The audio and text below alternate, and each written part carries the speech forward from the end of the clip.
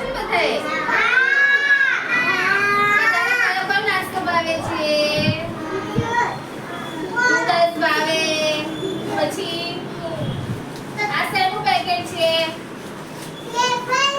સરસ. શેનું છે? વેફરનું પેકેટ. શેનું? સરસ. પછી આનો પોપકોર્નનો. જો શેનું પેકેટ છે? પોપકોર્નનો. બધાને ભાવે છે પોપકોર્ન? ઘરે લાવો છો તમે?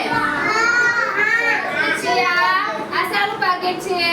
પાર્લેજી ભાવે છે બધાને?